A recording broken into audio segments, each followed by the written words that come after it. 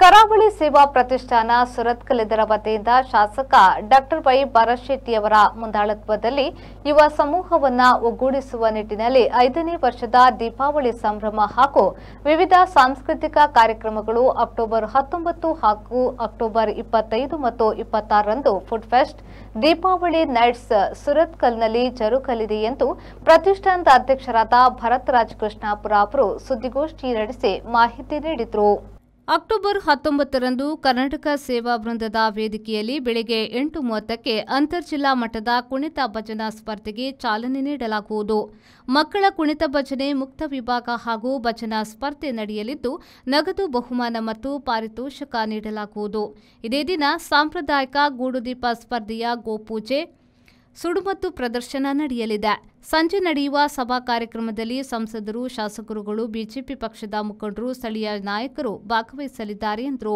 October 25 ಮತ್ತು 26ರಂದು ಸುರತ್ಕಲ್ನಲ್ಲಿ ಕರಾವಳಿಯ ಸಾಂಪ್ರದಾಯಿಕ ಫುಡ್ ಫೆಸ್ಟ್ ಆಯೋಜಿಸಲಾಗಿದೆ. ರವಿವಾರ ಸುರತ್ಕಲ್ ಗೋವಿಂದಾಸ್ ಕಾಲೇಜಿನ ಮೈದಾನದಲ್ಲಿ ದೀಪಾವಳಿ ನೈಟ್ಸ್ ನಡೆಯಲಿದ್ದು ಖ್ಯಾತ ಗಾಯಕರಾದ ಹೇಮಂತ್, ಪಾಪ್ ಸಿಂಗರ್ ಜಸ್ಕರಣ್ ಸಿಂಗ್, ತುಳುನಾಡಿನ ಪ್ರತಿಭೆ ವಿದ್ಯಾ ಸುವರ್ಣ, ಅನನ್ಯ ಪ್ರಕಾಶ್ ಮತ್ತಿತರರು ಸಂಗೀತ ಪ್ರದರ್ಶನ ನೀಡಲಿದ್ದಾರೆ ಎಂದು ಹೇಳಿದರು. ಮಂಗಳೂರು ಉತ್ತರ ವಿಧಾನಸಭಾ ಕ್ಷೇತ್ರದ ಶಾಸಕರು ಆಗಿರುವಂಥ ಡಾಕ್ಟರ್ ವೈ ಬಾರಶೆಟ್ಟಿ ಅವರ ಸಹಕಾರ ಹಾಗೂ ನೇತೃತ್ವದಲ್ಲಿ ಕಳೆದ 4 ವರ್ಷಗಳಿಂದ ಸುರತ್ಕಲ್ನಲ್ಲಿ ದೀಪಾವಳಿ ಸಂಭ್ರಮವನ್ನು ಆಯೋಜನೆ ಮಾಡ್ತಾ ಬರ್ತಿದ್ದೇವೆ.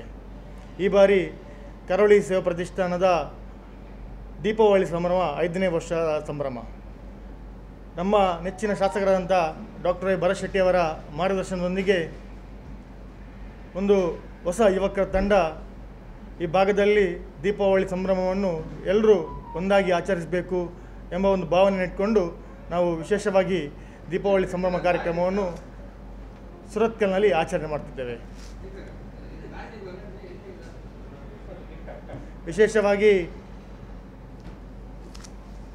ಇದೇ ಬರುವ 19ನೇ ತಾರೀಕಿನಂದು ಬೆಳಿಗ್ಗೆ 8ರಿಂದ ಕರ್ನಾಟಕ ಸೇವಾ ವೃಂದದಲ್ಲಿ ಅಂತರ್ಜಿಲ್ಲಾ ಮಟ್ಟದ 2 ಉಡುಪಿ ಮತ್ತು ದಕ್ಷಿಣ ಕನ್ನಡ ಜಿಲ್ಲೆಯ ಭಜನಾ ಸ್ಪರ್ಧೆಯನ್ನು ಆಯೋಜನೆ ಮಾಡಿದ್ದೇವೆ.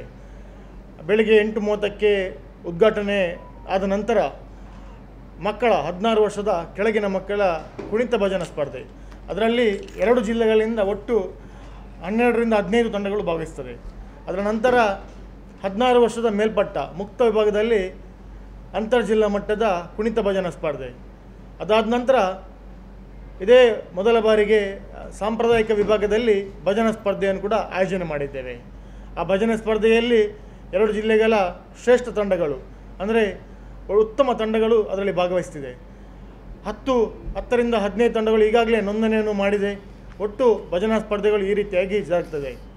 ಅದರ ಮೊದಲು ಬೆಳಗ್ಗೆ 11 ಗಂಟೆಯ ಹೊತ್ತಿಗೆ ನಮ್ಮ ಏನು ಮಂಗಳೂರಿನ ತುಳುನಾಡಿನ ಎಲ್ಲ ಯುವಕರು ಏನು ನಮ್ಮ ತುಳು ಲಿಪಿಯನ್ನು ಕಲಿಬೇಕು, ಅದರ ಮೂಲಕ ನಮ್ಮ ತುಳುನಾಡಿನ ಸಂಸ್ಕೃತಿಯನ್ನು ಉಳಿಸಬೇಕು ಎಂಬ ನಿಟ್ಟಿನಲ್ಲಿ ತುಳುನಾಡ ಲಿಪಿಯನ್ನು ಕಲಿಯುವ ಮೂಲಕ ಅದರ ಒಂದು ಕ್ಲಾಸ್ ರೂಮನ್ನು ಮಾಡಿಕೊಂಡು ಕಲಿಸುವಂಥ ವ್ಯವಸ್ಥೆಯನ್ನು ಮಾಡಿದ್ದೇವೆ. ಬಂದಂಥ ಎಲ್ಲ ಸಾರ್ವಜನಿಕರಿಗೆ ಅಲ್ಲಿ ಬಂದು ತುಳು ಲಿಪಿಯನ್ನು ಕಲಿಸುವಂಥ ವ್ಯವಸ್ಥೆಯನ್ನು ನಾವು ಮಾಡಿದ್ದೇವೆ. ನಮ್ಮ ಜೈ ತುಳುನಾಡು ಸಂಸ್ಥೆ ನಮ್ಮೊಟ್ಟಿಗೆ ಸಹಕಾರವನ್ನು ನೀಡುತ್ತಿದೆ. ಅವರು ಕೂಡ ಅಲ್ಲಿ ಬಂದು ಆ ಒಂದು ಒಟ್ಟು ಕರಾವಳಿ ಸೇವಾ ಪ್ರತಿಷ್ಠಾನದ ಈ ಒಂದು ವೇದಿಕೆಯಲ್ಲಿ ಬಂದಂಥ ಎಲ್ಲರಿಗೂ ಕೂಡ ತುಳು ಲಿಪಿ ಕಲಿಯುವಂಥ ವ್ಯವಸ್ಥೆಯನ್ನು ಮಾಡಿದ್ದಾರೆ. ಅದೇ ರೀತಿ ಸಂಜೆ 3:30 ಗಂಟೆಗೆ ಏನು ನಮ್ಮ ದೀಪಾವಳಿಯ ಬೆಳಕಿನ ಹಬ್ಬದಲ್ಲಿ ನಾವು ಗೂಡು ದೀಪಕ್ಕೆ ವಿಶೇಷವಾದಂಥ ಪ್ರಾಧಾನ್ಯತೆ ಕೊಡ್ತೇವೆ.